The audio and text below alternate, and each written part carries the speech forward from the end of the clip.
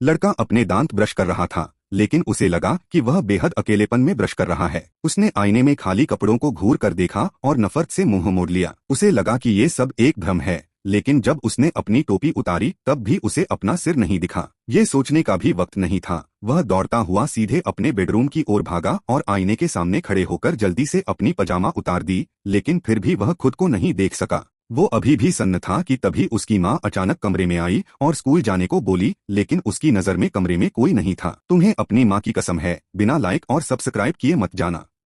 जब उसकी माँ झुकी और जमीन पर गिरी पजामा उठाने लगी तो लड़का डर के मारे छिप गया, लेकिन उसके हिलने की आवाज ने माँ का ध्यान खींच लिया। क्या तू बिस्तर के नीचे है?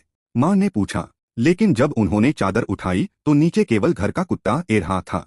लड़के ने जल्दी से एक पेन उठाया और एक नोट लिखने लगा। जब उसकी माँ दूसरी तरफ देख रही थी तो उसने वो पर्ची चुपचाप बिस्तर पर रखने की कोशिश की। इसी दौरान एक अजीब नजारा देखकर एरहा बुरी तरह डर गया।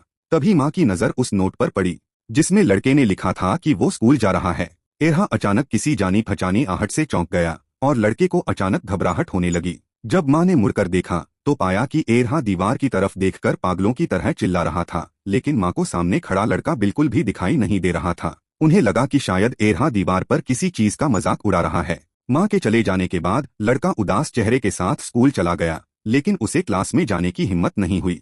अचानक उसने देखा कि कोई उसके नाम पर स्कूल में दूसरों को परेशान कर रहा है और उसने एक ऐसा फैसला कर लिया जो उसके पूर्वज भी नहीं लेते।